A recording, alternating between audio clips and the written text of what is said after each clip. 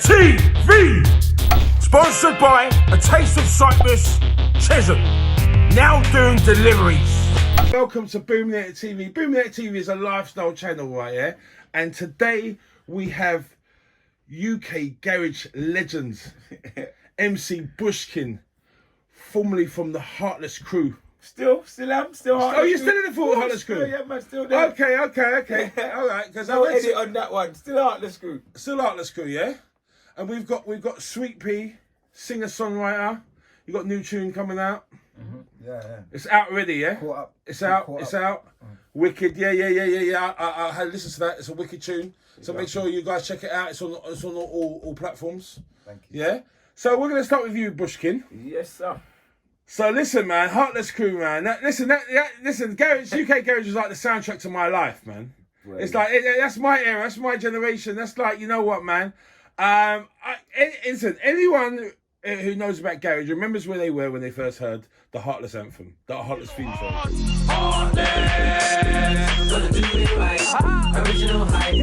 We got the vibe. Everyone knows when that tune come out.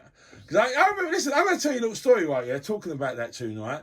I was going out to Cyprus, and that's when the tune first come out, and I was there, and there was a group of us, and then we was all singing it, going through customs, all singing it. It was on the plane, and we was all singing that tune, and the one that cool was that's mine. Heartless Crew with the whole shop. It was, you know what, for the whole journey, we was just singing that, bruv.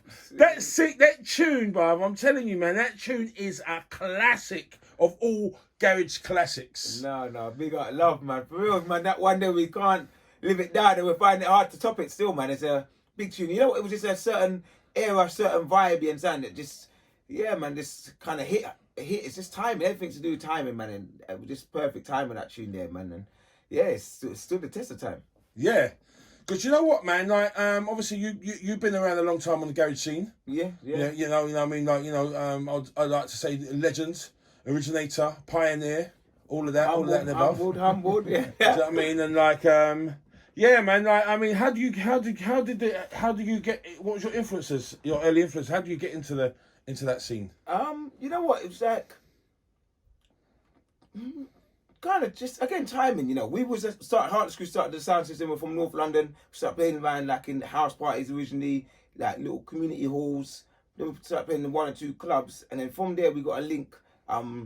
Big up Swift, like he was like a mentor to me. He was running a station called Mission FM. Everyone knows Heartless Crew, Mission FM, basically. Yeah. Kind of where we blew up. And we went to do a show on Mission FM, and the day we turned up, we obviously, as a sound system, we turned up with all our records. So we had crates, we had the big 7-inch box, 12-inch boxes, and like they started to go mad. Oh, wow, what you not doing? But remember, we're just young. We never done pirate radio before, so we didn't know. In time, we just come with all our records because that's what we do. And they're like, oh, you got jokers, where you can't bring it to pirate radio station, this, that, and other. So anyway, we done the show, and it was good. And again, being a sound system, we played everything basically. So we played our bashment or ragga, it was called back then. Played R&B, hip hop, all that kind of stuff, and we played garage, and we played jungle. You know, and it was just because of, again, timing.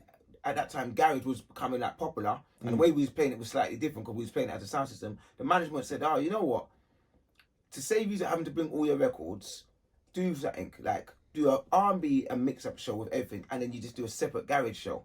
So now we had 2 shows a week instead of the one, and one was just predominantly garage. But that garage show just started to blow up, and then from there, kind of that's everyone. Kind of from that point, everyone kind of just thought, we're just a garage sound, because that was what popular. And from that point on, anyone who knew us after that just thought, oh, these are just a garage guys, but they didn't know we was actually a sound system. And yeah, man, from then, the rest is history, as they say, man. And from then, you got a residency in Chimes nightclub. Is it used to be called Dougie's? Dougie's Intimate. That was down the road. That was further. Down the road. Yeah, Chimes. Chimes. Yeah, we done Chimes. Chimes was Pegasus first. Yeah. That's what it used to be called. We was doing Chimes every week. And again, it was a good testing ground. People said to us, like, oh, how come you got vibes with the crowd so much, stuff like that. But playing in Chimes, it was like a yardie crowd, you understand? Yeah.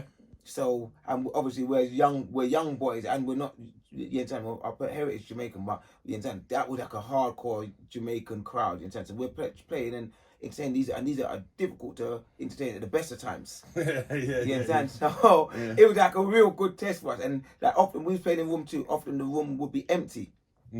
This perseverance, we learned how to play, you understand, and entertain them, and we started to get the overfill, and our album started to become jam, you understand. And again, it just built up practice, man. Just practice. So you just persevered. You persevered. You stuck at it. Stuck at it, yeah, man. And yeah, as I say, your talent brings you before kings, and here we are. Front of Heavy D. Yeah, on Boomnet TV. Oh, exactly. It's where it all leads to. It's where it all leads to, Boomnet TV. Exactly. Yeah. So you know what? A lot of people, it has been talked about that you influenced grime music. Yeah, that's quite true. I mean, we've never gone out and screamed it from the top of the rooftops or anything like that. But yeah, man, to be honest with you, we did kick off the grime thing. You understand that? What we was doing was grime. We just never actually named it. You understand? Yeah. But like the energy, what we brought, the way we was chatting on that tempo of music, the reloads, like the speeding up of the tunes, the actual beats, you understand? All of that, we was doing that. No one else wasn't doing that at the time when we was doing it, you understand? Coming up on the stage, jumping up, getting the reloads, all that kind of stuff is there. That's the real essence of grime. And there was definitely no one doing it prior to us on that tempo of music, you understand? To make it simple in garage or on that tempo of music. So yeah, man. Even the name of grime, people don't even know where it came from and stuff like that. But again, that was us, man, in raves, sometimes that, boy, it's things are grimy, and the media just grabbed onto it, you understand, and latched on, and that's where the name come from. Because I mean, there's a myth out there that I don't know that Wiley invented grime. He's the godfather of grime. Wiley is the godfather of grime. Yes, you understand. I don't know who gave him that title or whatever, but he's had the title for long enough now, so I wouldn't dispute it. But what I would say is, if he's a godfather, I'm the father of grime. Right. You understand? And again, it's one of them ones that the father, you understand, if the father is absent, the godfather has to step in, you understand? Because that's what the godfather is there to do, you understand? Just to look after things if the father or the mother is absent, you understand? And in this case, the father went absent for a little while, you understand? And I left it down to the godfather, you understand? A.K.A. Wiley. You understand? So yeah, man, that's how that story there goes. So you passed the baton over to Wiley, basically? Yeah, unofficially. And now officially. Officially, yeah. Well, it's what I said. It's on record now. You know, in the days. And I said a lot of people have credited you with the movement of starting the movement of grime. Yeah, I mean, even Wiley himself. I mean, and again, it's tongue in cheek, but even Wiley himself, you understand, has said it on interviews, you understand, without listening to us and stuff like that. Would he said it's like almost a quote. Would they have gone and done what they had done? You understand? And he said probably not. So. I mean, yeah, it's all fair. It's all evolution, isn't it? Yeah, exactly. And that's where it's all evolution. Teach one and sharing is caring, in a sense. So, yeah. Everyone's influenced by somebody, musically. Exactly. And that's what it's all about. Exactly that. Talking about grime, I mean, what do you think about the current situation of grime? You've got all these guys out there, they're all doing diss tracks for each other. What do you think of the current scene? I mean, grime, again, now it seems that grime's kind of slowing down in a way, and everyone's jumping onto that drill and stuff like that, and different types of music. Because every kind of music has this little area and this kind of high point. So it seems that grime's slightly on the way down, but I mean, it's good. It's had a good stint. You understand? Yeah. Has it evolved in the way you would have liked it to evolve? Do you think it's gone backwards or do you think it's gone forwards? I mean, the UK music scene has definitely gone forward leaps and bounds from the garage days and even prior to that. Because it's got to a wider audience. It's got to a massive wider audience, which is really good. Again, the only thing what I would say is it's still very contrived. There's not very much ownership or very much leadership in it. You understand? So that's would be a negative. But again, I'm not here to look at the negatives. You understand? So on a positive, yeah, it's definitely moving forward leaps and bounds as the UK music on a whole. What do you think of the Stormzy Wiley beef? I enjoyed it, to be honest with you. It was good. It was good. It was entertaining, you understand? Very entertaining. Like, to me, Wiley edged it, you understand? I give it to Wiley, you understand? Don't play this. You ran into drill, you can't face this. I told you suck your mum because I'm tasteless. You can fight for words and get hurt. Every single man who defends their mum gets murked. Really? Yeah, I give it. To me, Wiley edged it, you understand? Yeah. Is that favouritism there? Is it favouritism? I don't know. Do you know, to be honest, I think the same way as you. Maybe it's a bit from our era. Yeah, exactly. Yeah. I agree as well. Yes. Yeah. 100%. Yeah, man. Wiley, he edged that one. It was good. It was entertaining beef, you understand? And it was good in a way. What I like is with these beefs, didn't go further than, you understand, lyrical and stuff like that. You understand? So again, that's good because coming from a sound system, that clashing and that competitiveness, that's all good. You understand? There's nothing wrong with that, but as long as it's kept in the musical realm. Exactly. And again, this is going back to your earlier point. This is something that Heartless Crew bring into the scene as well because there wasn't any clashes on that tempo of music prior to Heartless Crew. You understand? But again, listen, like you said, you will learn from someone, and we learn from the Jamaican artists and sounds. You understand? Yeah, man, it's all good. I like that clash there. It was entertaining still. I think growth comes from clashing, like to me. So from the conflict, you grow it grows into something else. And I think that's, it's hip hop, so it's part of hip hop as well. So hip hop has always been, that battle, that competition. So I think it's a good thing. I think battling is a good thing. 100%. Well, it brings out the competitive edge, competitive spirit and stuff and whatever.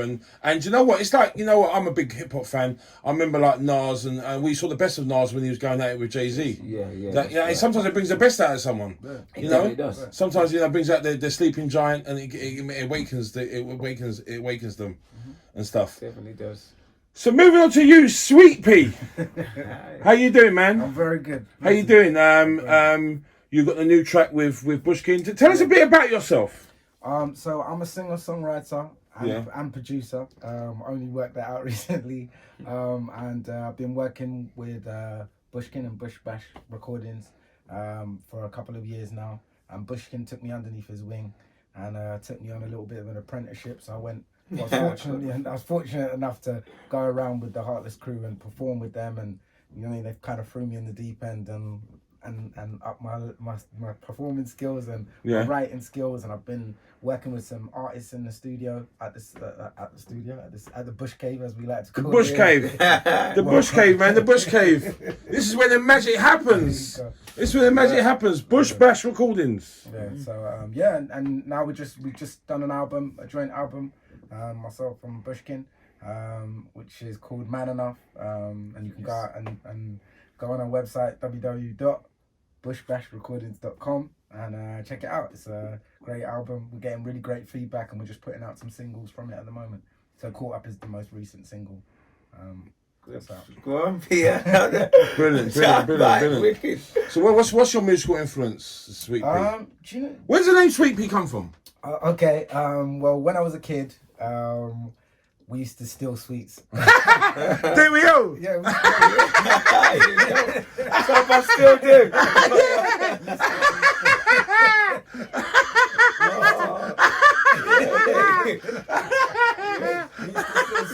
And sell them. Yeah. When you come from a certain background, You got hustle, man. You got hustle, bro.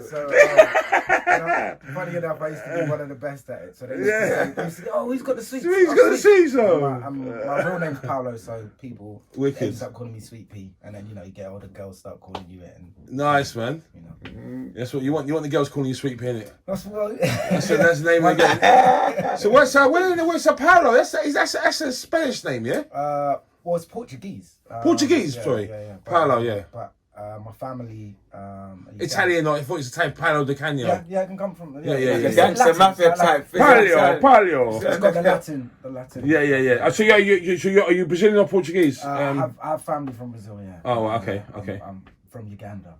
So, okay. That's my main. Uganda and Portuguese. Yeah. Yeah. Okay. Because man, you know what? At the end of the day, I mean, like Brazilian and Portuguese, they've got a lot of them. It's a bit of an eclectic mix, isn't it? Yes, it is. I mean, it's African anyway. Yes, what I'm saying. That's what it's mainly, so it's that Angolan kind of heritage, I think. So it's all just like the West Indies and that it's African. Yeah, you can find the root. Wicked, man. Yeah. So where's the future hold for Sweet Pea? The future is man. We're getting to the Grammys, to be honest. We're That's what we're talking about. So, you got to dream big. Yeah, no, we that's where we want to go. We want to turn an independent label into as far as we can go. Wicked. So talking about awards, I mean, you must have won a few awards. Yeah. We collected a couple in the days. Again, you know what it was? We got a couple, but a lot of people we used to go to quite a lot of awards, and 9 times out of 10 we didn't win, and everyone would do it, say, "Oh, you should have won that. You should have won that." And we was never too caught up on awards anyway. We was just say, you know what, it's not about the awards really and truly, you understand? We're just doing what we're doing, you understand? We didn't start this to say that we wanted to win that particular award at the time, we were saying. And yeah, man, that's kind of it. You know what, it's half these awards are all rigged anyway. So it's like I love that. Yeah, I love it is what it is, really. I love that. I love your honesty. Yeah. So It's whatever is beneficial to them at the time. Exactly, Yeah, yeah. I get what you're saying. Yeah. At the end of the day, they're not going to give an award to someone who they don't feel is going to repay the favour or something. and this is the thing with us, that we was very unorthodox outfit, you understand? So Yeah. we were just kind of doing our thing in our own way, you understand? We really had major attachment to anyone and stuff like that. So Yeah. it was kind of a bit unlikely. The awards we won were real underground independent awards. That meant more to you. Yeah. Yes and no, to be honest with you. Again, the awards is good. It is a good little feeling at the time, but never been the be all and end all. You know what? Like, one thing with Heartless Crew, we were like the people's champ. That means a lot to me. Yeah. That's the real genuine love and the real rating. Then a plaque on your wall. Yeah. Like it's the love you get from the public. Yeah, man, going From the around and ravers. getting love and getting chatting to ravers and first hand, and you understand? That's the real love to me. That's appreciation. That's more than the awards. You understand? Them memories I can take to the grave. You understand? That's more satisfying to me Yeah. than someone giving me an award. You understand? Yeah, exactly. If I could jump in, Yes. I would say being around Bushkin and the Heartless Crew, Yeah. it's been amazing to see. They affected people's lives. So they created a culture. So people dressed a certain way. Yeah. They spoke a certain way. They danced a certain way. And it's like, then they created that. They were very innovative. And I've seen that. I've seen people come up and say, "Oh, in 2001 I was in Napa." Yeah. You just Yeah, changed me," memories. Memories, So that's yeah. amazing to see. And I've only ever seen that from massive artists like Michael Jackson's, and people remember, like you said, people remember where they were when they heard a certain song. And Yeah. I've seen people, lots of people come up and say, I was here in this place and I remember this was that, and I used to wear this Moschino thing, and it's like, and I'm standing like, wow, this is, so you are right when you're saying legendary. Yeah. It's a vibe. It's a vibe, isn't it? It's a vibe. Do you know what I mean? The Heartless brand was the vibe. It carried the vibe and stuff like that, and it was unique in this way. Yeah, man, that's like right. And again, like going back all those years and learning and like being able to look over the whole journey and the experiences. This is exactly what we're doing now, you understand? And putting all of those experiences and lessons into Bush Bash Recordings, and you understand, now pushing off with the record label. So the Heartless Crew Effect was 3 people, you understand? The record label, you understand, the banner, it could be 100, it could be 300 people, you understand? It can be much more wider. So again, we can use this now, you understand, to now touch and hopefully change and, you understand, many more people, because that's what it's all about, you understand, using the music and using our vibe and, you understand, to touch people and again, positively impact people's lives, man. So that's what we're doing now with Bush Bash Recordings, man. Taking all that knowledge and all that vibes and all them ingredients inside and putting it into this and going again. Do you know what? I've got to ask you this, right? Yeah. There's been a big revival of garage music, right? Yeah. Corrupt FM. Yes. Have been very, very instrumental in this, and I always say what goes round comes round, and everything always comes back round again. It's got a new audience, a fresh new audience, and stuff like that, and it's it's a revival. Yeah, that's right. And I can see the garage revival. The revival is coming back in a big way and stuff, and stuff, and I mean, like, and you see a lot of tunes that are influenced by garage now, and they tweak it and they try to make it new. You know what I mean? What do you think about that? Yeah, exactly what you said. What goes round comes round. You understand? The garage sound, again, it was something UK based, UK garage. It was distinctively London, wasn't it? Exactly. It was a London vibe. It was a UK vibe. The Americans couldn't copy it. Yeah, exactly. There's the only music that they couldn't copy. Yeah, exactly. They couldn't jump on it. They couldn't jump on the bandwagon. Yeah, it was ours, you understand? And that's why it's always going to be there. It may dip down, whatever, but it will always come back because it's something that was actually, it's UK created, UK based. It was organic. Yeah, it's very organic. And like you said now, 20 or so years later, people are taking little bits of flavours, you see, and they're putting their stuff out there. And again, it's still, I don't know if they're calling it garage, but it is essentially garage, and it's brilliant. And like you said, there's a brand new crowd as well, a young crowd, who weren't there in the days. They've only heard the stories, but they love the music, and the music's touched them. So yeah, man, so it's a good thing, man. Long live garage, man. Yeah. I definitely see it come back in a big way. Yeah, man. So anyway, can we talk about your new single? Yes, yeah, please. Yeah, man, we just put out a new single like Sweet P told you. It's called Caught Up. It's off the album Man Enough. Yeah, it's available everywhere. Please stream it on the Spotify's, the Amazons and the Tidals and wherever else you can do. And yeah, again, talking about organic, the song came in a very organic way. I'll let P explain it because he kind of orchestrated the tune, so I'm not even going to take any credit on that note. Over to you, Sweet P. The song is basically about when you meet somebody and you're caught up in that, and you get almost whisked off your feet, caught off your feet, as they Whipped. say. So You get whipped. We get whipped, yeah! You don't know about that. It falls into the meaning of the album because the album is about men being honest about their feelings, which is in our society is quite a rare thing.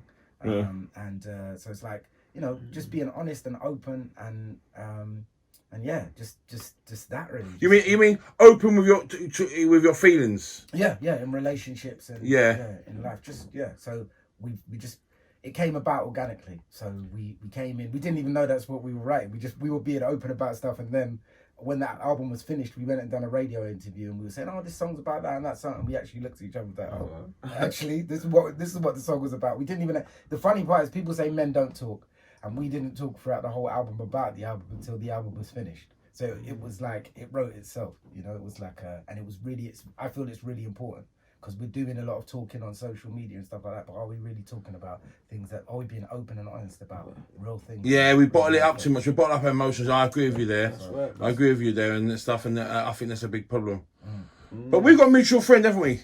Dino, yes, big up Dino. Big up Dino. Lift us up. Yeah, so about Dino, maybe we wouldn't be here doing this interview. Yeah. So yeah, big shouts at the Dino. Got a bit of shout. Health and strength, you understand? Strength and Hill. Strength and Hill, yeah, man. Health and strength and Hill. Yeah. Black Seed Oil products. I had mine this morning, yes, and I recommend to everybody go and check out his Instagram, Strength and Hill. Yeah. And get yourself some Black Seed Oil, man. It's definitely needed. Black Seed Oil and the Manuka honey. And the Manuka honey and with mixed with the Black Seed Oil, man. I had both of mine this morning, mate. So, we want to know why I'm looking this good. The secret's out the bag. It's all good stuff. But listen, man, we're gonna see if we can catch a vibe in the studio and maybe we can do a track. Yeah, that's right, exactly. Yeah, man, we'll see what we can do, man. Yeah, some ideas already flying around. So yeah, man. Yeah, we're excited for that one. Creativity. Listen, thank you for coming on the channel. All right, and it's been a pleasure. And big up to MC Bushkin and to Sweet P. Thank you. Wicked. Boomnet TV is a lifestyle. This is what we're talking about. We talk about different things, and it's all natural, it's all organic. And you know what? Hopefully we'll get you back on the channel again. 100, man. After we make the banger. Yes. Boom. Love it. Make sure you like, comment, subscribe to Boomnet TV. We out. Boomnet TV.